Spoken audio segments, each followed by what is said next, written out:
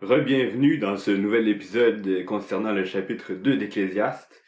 Je m'excuse du temps d'attente, j'ai été accaparé par plusieurs responsabilités. Mais on y revient, on va lire du verset 4 au verset 8. « J'exécutai de grands ouvrages, je me bâtis des maisons, je me plantai des vignes. Je me fis des jardins et des vergers, et j'y plantai des arbres à fruits de toute espèce. Je me créai des étangs pour arroser la forêt où croissaient les arbres. J'achetai des serviteurs et des servantes et j'eus leurs enfants nés dans ma maison. Je possédai des troupeaux de bœufs et de brebis, plus que tous ceux qui étaient avant moi dans Jérusalem. Je m'amassai de l'argent et de l'or, et les richesses des rois et des provinces. Je me procurai des chanteurs et des chanteuses, et les délices des fils de l'homme, des femmes en grand nombre. » Salomon explique comment il a recherché à être heureux par la possession. Remarquez qu'il utilise beaucoup le possessif, hein. « Je résolus en mon cœur », tandis que mon cœur me conduirait de m'attacher à la folie jusqu'à ce que je visse. Puis ensuite, au verset 4, « J'exécutai de grands ouvrages, je me bâtis des maisons, je me plantai des vignes, je me fis des jardins, j'ai planté des arbres fruitiers, je me créai des étangs. J'achetais des serviteurs, des servantes, j'eus leurs enfants, je possédais tous ceux qui étaient avant moi dans Jérusalem. Et je m'amassais de l'or, je me procurais. » C'est juste pour dire, aussitôt qu'on essaie de se rendre heureux par nous-mêmes en essayant de posséder des choses, on devient toujours narcissiste. On essaie toujours de s'avancer soi-même. Est-ce que ça fonctionne? Encore à voir dans le futur du texte. Selon 1er Roi 9, 15 à 19, Salomon avait bâti plusieurs villes, dont Jérusalem, Hatzor, Megiddo, Gézer, Beth-Horon la base, Baalat et Tadmor, et plusieurs autres magasins. C'est ce qui est rapporté dans les faits. Ce qui concorde avec ce que Salomon dit ici dans son texte. Salomon bâtit aussi sa propre maison. Comme il dit, je me bâtis des maisons. Sa maison s'appelait Milo. Ça, c'est nommé dans 1er Roi, chapitre 9, verset 15. Bâtir sa maison a pris 13 ans. Et la maison de l'Éternel, il l'a aussi bâtie, bien que ce soit un temple, c'est appelé la maison de l'Éternel. Et celle-là, au total, ça a pris 20 ans pour les deux. 1er Roi 7.1 et 2 Chroniques 8.1, tous les deux sont des textes historiques qui mentionnent la construction et combien de temps cette construction a pris. Malheureusement, cependant, il bâtit sur Jérusalem un autre lieu pour Kémosh et pour Moloch. On le voit dans 1er Roi 11.7. Donc, outre bâtir la maison de Dieu, ce qui est bien, et bâtir sa propre maison de roi, ce qui est acceptable, il bâtit aussi des hauts lieux, ce qui est complètement interdit et contre la volonté de Dieu. C'est à cause de ces femmes. Dans Cantique 8, au verset 11, Salomon avait une vigne à Baal-Hamon. Il remit la vigne à des gardiens. Ce qui est en rapport au fait qu'il se planta des vignes au verset 4. Verset 5, il fait aussi des jardins et des vergers, et il plante des arbres à fruits de toute espèce. On note, selon les commentateurs, que c'était une caractéristique des rois anciens du Moyen-Orient de se planter des vignes. Des jardins luxueux étaient caractéristiques de la royauté et de la nobilité au Moyen-Orient et sont attestés en Égypte, en Mésopotamie et en Ugarit. Des références connexes de l'Ancien Testament démontrent qu'il contenait des plantations de choix, Cantique 5.1, 6.2 et 11, pouvait contenir une maison d'été, 2 Rois 9.27, et être entouré d'un mur pour rester privé, Cantique 4.12. Des parcs, ou pardessim, probablement un mot perse emprunté, est utilisé dans Néhémie 2.8 en parlant du parc du roi assez large pour fournir du bois pour construire le mur de Jérusalem. Xénophon utilise la forme grecque du mot paradeisos en parlant du jardin des rois et nobles perses. Ça c'est selon Eaton, pages 65 et 66. Étant donné qu'Israël est quand même un terrain sec à température méditerranéenne, il fait bon d'avoir des jardins Et c'est avec une certaine éloquence qu'on peut se vanter d'avoir un jardin abrité dans lequel on a des ruisseaux et des arbres fruitiers et des vergers. Je me crée des étangs pour arroser la forêt où croissent les arbres. Dans les temps de Joseph, l'historien, l'étang du roi à Jérusalem, qui est nommé dans Néhémie 2.14, était attribué à Salomon selon Eaton à la page 66. Et dans le premier roi 10, 11 à 12, on note la valeur du bois de santal qui était gardé dans les jardins. Les navires de Hiram qui apportèrent de l'or d'Ophir amenèrent aussi d'Ophir une grande quantité de bois de santal et des pierres précieuses. Le roi fit avec le bois de santal des balustrades pour la maison de l'Éternel et pour la maison du roi, et des harpes et des luttes pour les chantres. Il ne vint plus de ce bois de santal, et l'on n'a plus vu jusqu'à ce que et on n'en a plus vu jusqu'à ce jour. Le bois était donc précieux et certains bois pouvaient être valorisés, pouvaient croître dans un jardin, était une sorte de récolte. Dans le premier roi 10.27, le roi rendit les cèdres aussi nombreux que les sycomores qui croissaient dans la plaine. Donc c'était un symbole de richesse d'avoir des arbres, d'avoir des cèdres, de pouvoir profiter de la beauté du bois et du grain qui était plus rare dans cette région-là de la planète. J'achetai des serviteurs et des servantes, et j'eus leurs enfants nés dans la maison. Je possédais des troupeaux de bœufs et de brebis, plus que tous ceux qui étaient avant moi dans Jérusalem. Quand on mentionne les serviteurs et les servantes, on doit penser au fait que selon la loi juive, dans Exode 21, verset 4, les enfants appartiennent à la maison d'un esclave et deviennent aussi les esclaves du maître. Quand il dit donc que les enfants sont nés des serviteurs, nés dans sa maison, ils deviennent ensuite ses serviteurs, ce qui est fort utile pour lui. Si c'est son maître qui lui a donné une femme et qu'il n'en ait eu des fils ou des filles, ce serviteur, la femme et ses enfants seront à son maître et le serviteur sort seul. Il avait aussi 150 000 esclaves étrangers d'après les chroniques du roi, 2 Chroniques 2, 17 à 18. Salomon compta tous les étrangers qui étaient dans le pays d'Israël et dont le dénombrement avait été fait par David, son père. On en trouva 153 600. Il en prit 70 000 pour porter les fardeaux, 80 000 pour tailler les pierres dans la montagne et 3 600 pour surveiller et faire travailler le peuple. J'ai été voir aujourd'hui le nombre d'employés que certaines compagnies ou entreprises du monde possèdent. Et puis, dans le rangement, on serait dans les 140e plus grandes compagnies du monde en termes d'employés. Walt Disney, par exemple, a 152 000 employés environ, et Unilever, 148 000. C'est donc dans ce classement, dans ce range de ce nombre de gens que Salomon dispose dans ses travaux.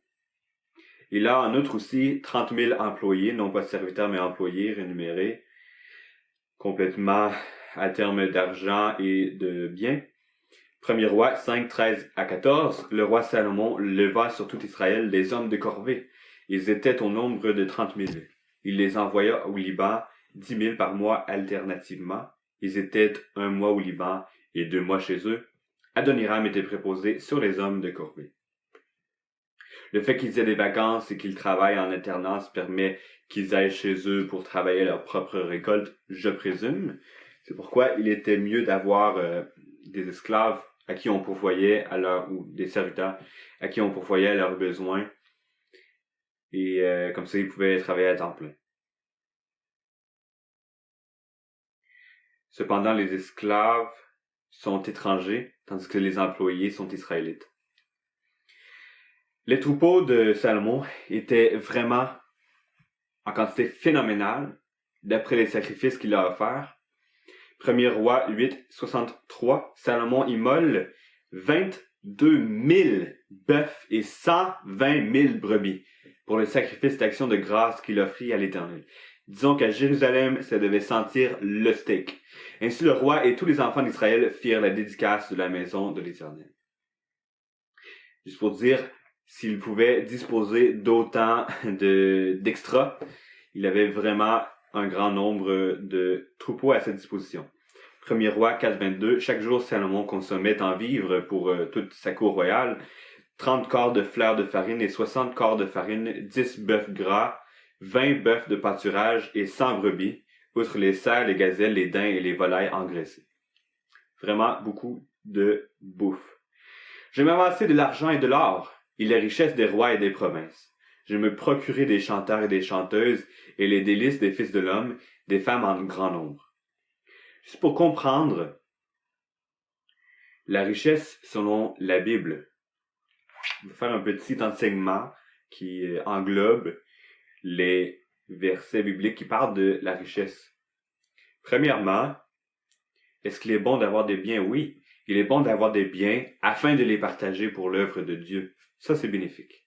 Dans Genèse 14, 18 à 20, on voit l'exemple du sacrificateur Melchisédek, sacrificateur du grand Dieu, roi de Salem, qui fit apporter du pain et du vin. Il était sacrificateur du Dieu très haut. Il bénit Abraham et dit, « Béni soit Abraham par le Dieu très haut, maître du ciel et de la terre. Béni soit le Dieu très haut qui a livré tes ennemis entre tes mains. » Et Abraham lui donna la dîme de tout. Et c'est dès lors qu'on connaît la tradition de la dîme. Abraham était un homme qui avait plusieurs troupeaux, qui était riche, qui avait plusieurs serviteurs, pas au nombre de Salomon, mais qui était quand même connu pour être riche, pour avoir de grands biens. Et le fait qu'il pouvait bénéficier de ces biens-là permettait qu'il donne la dîme à Dieu et au sacrificateur d'après ce qui est approprié. Matthieu 6, 19 à 21. Ne vous amassez pas des trésors sur la terre où la teigne et la rouille détruisent et où les voleurs percent et dérobent, mais amassez-vous des trésors dans le ciel où la teigne et la rouille ne détruisent point et où les voleurs ne percent ni ne dérobent. Car là où est ton trésor, là aussi sera ton cœur. Alors il faut mettre l'emphase sur le fait que même si on a des biens, on ne veut pas se focaliser sur nos biens, mais plutôt les biens appartiennent à Dieu. Si on peut avoir des biens, c'est Dieu qui les a créés d'abord. Et si notre trésor est dans nos biens, on voit pas la vraie vie comme elle doit être. Si on n'est pas attaché à nos biens, on va être prêt à les donner et à s'en servir pour le ciel. Et si on investit dans le ciel, ça c'est un investissement éternel. Tandis que si on investit en nous sur la terre, c'est un investissement mortel. Et là où est ton trésor, là aussi sera ton cœur. Il est bien plus facile d'être emporté par l'amour de l'argent que d'être détaché de l'argent et de pouvoir s'en servir pour le bien. Ensuite, non pas seulement il est bon d'avoir des biens afin de les partager pour l'œuvre de Dieu, mais il faut aussi donner de bon cœur. Deuxième épître aux Corinthiens, chapitre 9, versets 5 à 9. J'ai donc jugé nécessaire d'inviter les frères à se rendre auparavant chez vous, c'est Paul qui parle, et à s'occuper de votre libéralité déjà promise, afin qu'elle soit prête de manière à être une libéralité, et non un acte d'avarice. Sachez-le, celui qui sème peu moissonnera peu, et celui qui sème abondamment moissonnera abondamment. Que chacun de vous donne, comme il l'a résolu en son cœur, sans tristesse ni contrainte, car Dieu aime celui qui donne avec joie. Et Dieu peut vous combler de toutes sortes de grâces, afin que possédant toujours en toutes choses de quoi satisfaire à tous vos besoins, vous ayez encore en abondance pour toute bonne œuvre, selon qu'il est écrit, il a fait des largesses, il a donné aux indigents, sa justice subsiste à jamais. Plusieurs choses ici, mais très rapidement, il ne veut pas qu'on soit avare de l'argent, mais plutôt qu'on soit prêt à donner, non pas pour avoir une apparence belle devant les autres que « Ah ouais, j'ai vraiment donné une fortune », mais plutôt de donner avec libéralité selon ce que Dieu permet, et de savoir que si on donne abondamment dans cette vie-ci, Dieu donne abondamment dans la vie à venir. Pas nécessairement on donne pour être riche, c'est pas ça l'idée, on donne pas pour être avare, mais on donne libéralement parce que c'est Dieu qui nous a donné en premier. Et si on donne avec joie, Dieu peut nous combler de toutes sortes de grâces pour permettre que même si on n'a pas d'argent nécessairement, on possède toujours en toute chose de quoi satisfaire à nos besoins. Et si on satisfait nos besoins, cela est suffisant. Et si on est satisfait par ce qui est suffisant, sa justice subsiste à jamais, et il va nous récompenser pour ça plus tard. Matthieu 6, 1 à 4. Gardez-vous de pratiquer votre justice devant les hommes pour être vus. Autrement, vous n'auriez point de récompense auprès de votre Père qui est dans les cieux. L'ordon que tu fais l'aumône ne donne pas avec la trompette devant toi comme font les hypocrites dans les synagogues et dans les rues, afin d'être glorifiés par les hommes. Je vous le dis en vérité, ils reçoivent leur récompense. Mais quand tu fais l'aumône, que ta main gauche ne sache pas ce que fait ta droite, afin que ton aumône ne se fasse en secret, et que ton Père qui voit dans le secret te le rendra. C'est aussi un autre aspect de donner de bon cœur que de ne pas donner pour avoir une belle apparence, comme on parlait, et qui était la peur de Paul, mais plutôt qu'on donne en secret devant notre Père. Et on n'a pas besoin de cligner de la trompette, de faire jouer de la trompette devant nous, mais on a besoin d'avoir la foi en Dieu, qui lui voit dans notre cœur, et s'il voit dans notre cœur, nous la foi, qu'il nous rendra d'après nos œuvres bonnes à la fin des temps. Non seulement est-il bon d'avoir des biens afin de les partager pour l'œuvre de Dieu, et il faut donner de bon cœur, mais il est aussi nécessaire de pratiquer le détachement des biens terrestres afin de servir Dieu. Matthieu 19. Et voici un homme s'approcha et dit à Jésus, Maître, que dois-je faire de bon pour avoir la vie éternelle? Il lui répondit, Pourquoi t'interroges-tu sur ce qui est bon? Un seul est bon. Si tu veux entrer dans la vie, observe les commandements. Lesquels, lui dit-il? Et Jésus répondit, Tu ne tueras point, tu ne commettras point d'adultère, tu ne déroberas point, tu ne diras point de faux témoignage, honore ton père et ta mère, et tu aimeras ton prochain comme toi-même. Le jeune homme lui dit, J'ai observé toutes ces choses. Que me manque-t-il encore? Jésus lui dit, Si tu veux être parfait, va, vends ce que tu possèdes, donne-le aux pauvres, et tu auras un trésor dans le ciel. Puis viens et suis-moi. Après avoir entendu ces paroles, le jeune homme s'en alla tout triste, car il avait de grands biens. Ce jeune homme était plus attaché à ses biens qu'à Dieu. Et c'est ça que Jésus demande à ce jeune homme. Il fait ressortir à ce jeune homme que lui pense qu'il a observé les commandements de Dieu. Mais quand Dieu lui parle, face à face, lui demandant de faire quelque chose, il ne veut pas le faire. C'est ça le danger des biens. On peut être plus attaché aux biens qu'à Dieu. Jésus dit à ses disciples, je vous le dis en vérité, un riche entrera difficilement dans le royaume des cieux. Je vous le dis encore, il est plus facile à un chameau de passer par le trou d'une aiguille qu'à un riche d'entrer dans le royaume de Dieu. Quand on est riche, on ne voit pas nos besoins. On pense être autosuffisant. Les disciples, ayant entendu cela, furent très étonnés et dirent, qui peut donc être sauvé? Eux avaient la mentalité que Dieu avait béni les riches. Donc, si les riches avaient beaucoup de biens, c'est parce qu'ils honoraient Dieu. Mais ce n'est pas le cas. Jésus les regarda et leur dit, aux hommes cela est impossible, mais à Dieu tout est possible. Pierre, prenant alors la parole, lui dit, voici, nous avons tout quitté, et nous t'avons suivi. Qu'en sera-t-il pour nous? Jésus leur répondit, je vous le dis en vérité, quand le Fils de l'homme, au renouvellement de toutes choses, sera assis sur le trône de sa gloire, vous qui m'avez suivi, vous serez de même assis sur 12 trônes, et vous jugerez les 12 tribus d'Israël. Et quiconque aura quitté à cause de mon nom, ses frères ou ses sœurs, ou son père ou sa mère, ou sa femme ou ses enfants, ou ses terres, ou ses maisons, recevra le centuple, et héritera la vie éternelle. Plusieurs des premiers seront les derniers, et plusieurs des derniers seront les premiers. Non seulement est-ce que les richesses comptent, mais aussi toutes sortes de biens qu'on peut avoir, d'avantages qu'on peut obtenir dans la vie. La priorité dans notre vie doit être de servir Dieu et non pas de servir ce qu'on obtient les avantages dans la vie. Proverbe 38 à 9 souligne comment il est nécessaire d'abonder dans le bien et de ne pas être attaché au bien, il fait une prière à Dieu pour pouvoir lui permettre d'avoir ce qui est nécessaire. Éloigne de moi la fausseté et la parole mensongère, ne me donne ni pauvreté ni richesse. Accorde-moi le pain qui m'est nécessaire, de peur que dans l'abondance, je ne te renie et ne dise qui est l'Éternel, ou que dans la pauvreté je ne dérobe et ne m'attaque au nom de mon Dieu.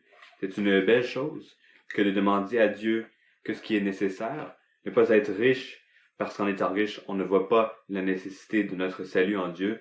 On tend à s'attarder à ce qu'on obtient de façon terrestre, puis on ne veut pas le quitter, même pour aller au ciel. Mais aussi, il y a un danger à être trop pauvre, parce qu'en étant trop pauvre, même là, on peut vouloir désirer des choses, puis convoiter et finalement dérober. Et ça non plus, c'est pas une bonne chose. 1 Timothée 6-17 recommande aux riches du présent siècle de ne pas être orgueilleux et de ne pas mettre leur espérance dans les richesses incertaines, mais de la mettre en Dieu, qui nous donne avec abondance toutes choses pour que nous en jouissions. Il est bon, dans une certaine mesure, d'avoir des gens riches que Dieu permet, qui puissent fournir aux besoins de l'Église, en quelque sorte, de l'abondance de ce qu'ils possèdent, mais ils ne doivent pas mettre leur espérance dans leurs richesses qui sont incertaines et qui vont très certainement passer.